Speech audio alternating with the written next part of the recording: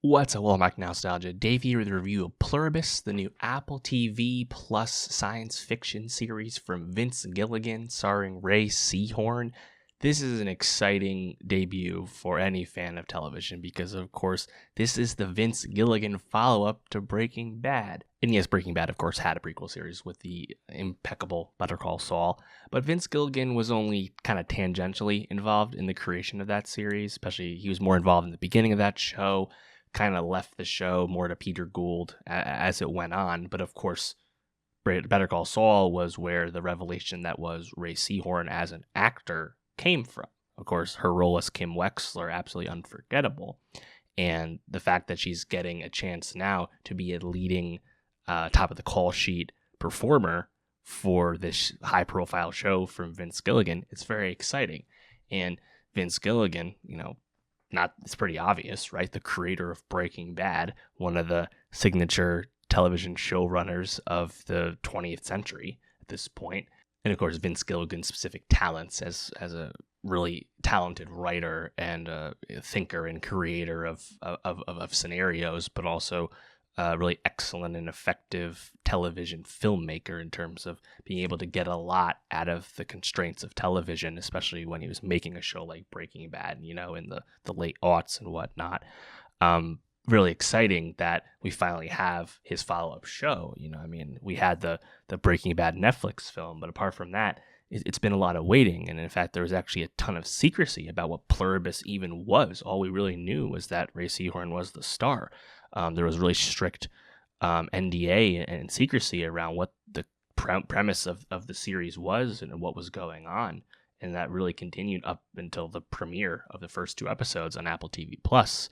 And the show will continue through the end of the year. The final episode will actually air on Christmas. And it's just a really exciting time. Vince Gilligan's Apple TV series Pluribus is immediately compelling due to its impressive sci-fi scope. What if most of the humans on Earth become infected, possessed by some kind of foreign alien hive mind, thus leaving a very small amount of unaffected humans to try and pick up the pieces as the world has completely collapsed around them? Very ambitious, especially given the secrecy surrounding the show. And when the lead of this show, someone who has not been infected, is none other than Rhea Seehorn in her first lead role following her impeccable breakout on Better Call Saul, it's hard not to be too excited. The premiere of the show does a great job at communicating the end of this world, and now it's time to see what kind of hijinks we get up to, because we don't really know too much about what's to come, but it's hard not to have complete faith in the creator of Gilligan's talents. Watching as the infection, spread in that lab, cameo performance from Karen Sony present, and seeing how they would affect each other with a kiss and spreading it by licking donuts and stuff. And, before you know it, basically the whole world seemingly has been gripped. And we learn later that there's like 12 people that didn't get affected. And the aliens, the hive mind, doesn't know why. And they're just going to figure out how best to rectify that. But they seem peaceful. They're not going to push the issue, at least right now.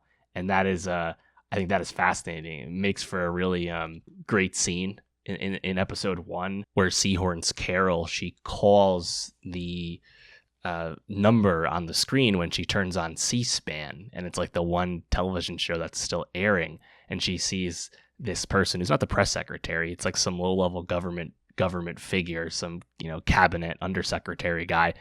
He's just standing there waiting for her to call. Really great scene. And that's where he does, I think, a really compelling exposition dump and telling Carol what's going on and with a big smile on his face, right? But before that, seeing the various kind of the horde of people getting affected and walking and in unison as a crowd, right? Like in the beginning with the lab, you see them all preparing infections in unison with all this rhythm, like an assembly line. There's a lot of great sequences in that first episode. And Carol, we haven't learned too much about her for the most part, apart from her being kind of a writer of schlock novels that she doesn't even really enjoy, but it's just made her, a successful author, a bit of a more famous person and all that. we know that much about her, but before long, it's just crisis time. She's trying to save her agent, her compatriot, who's also been taken, and of course she also sees a lot of death, right? As all this seemingly ground zero type moment where it seemed to affect everyone at once, and there's crashed cars and fires and all manner of chaos has happened due to this psychosis happening.